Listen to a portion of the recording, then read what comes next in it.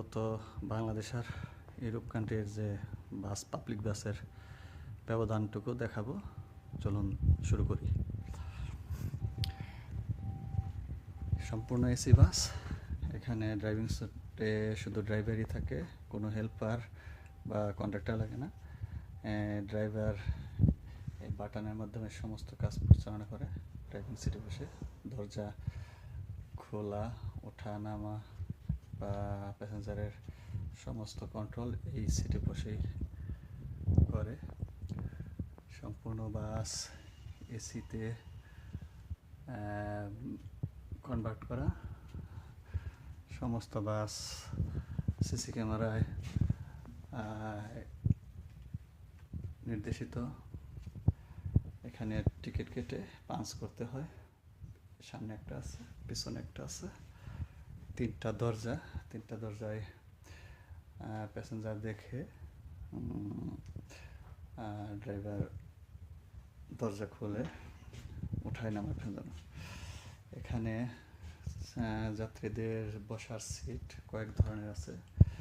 এগুলো সাধারণ, public, passenger. এখানে বয়স্ক মানুষদের বসার ব্যবস্থা, বয়স্কদের আলাদা এখানে সিটের ব্যবস্থা আছে। তারপর এখানে অসুস্থ, প্রতিবন্ধী এসব প্যাসেঞ্জারদের জন্য তাদের এটা আলাদা করা থাকে, এখানেও বসতে পারবে। এটা তাদের জন্য বরাদ্দ। তারপর আবার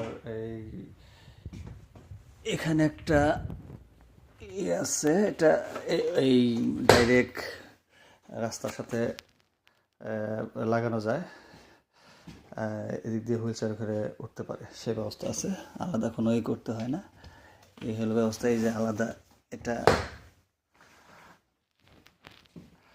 তারপর এখানে মোটা মানুষদের জন্য আলাদা কয়েকটা সিট আছে, তারা একজনই বসতে পারে। এখানে কোনোই নেই, সাধারণ মানুষদের জন্য এটা। সাধারণ প্যাসেঞ্জার এদের এরকম সিট বরাদ্দ।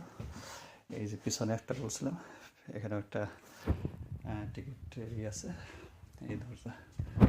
আর সম্পূর্ণ বাস এসিতে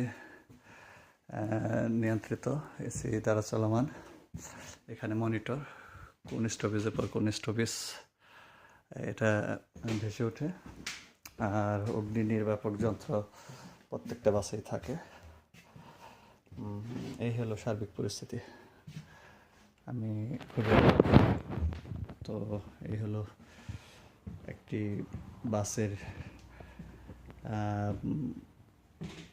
পরিদর্শন সবাইকে দেখানোর জন্য চেষ্টা করেছি। একটা জিনিস বলতে ভুলে গেছি, প্রায় প্রত্যেকটা সিটের পাশেই এরকম সুইচ দেওয়া আছে। প্যাসেঞ্জার এটার মধ্যে চাপ দিলে বাস থামাবে। তো যার যেখানে গন্তব্য, প্রত্যেকটা এখানে চাপ দিলেই ড্রাইভারের এখানে আওয়াজ যায়, তখন ড্রাইভার বুঝতে পারে যে যাত্রী গন্তব্যস্থানে এসেছে, তখন সে গাড়ি থামায়। আর প্রত্যেকটা ফেরমাতা বলে স্ট্যান্ড অনুযায়ী থামাবে, এর আগেও না পরেও না, ওইখানে নামতে হয়।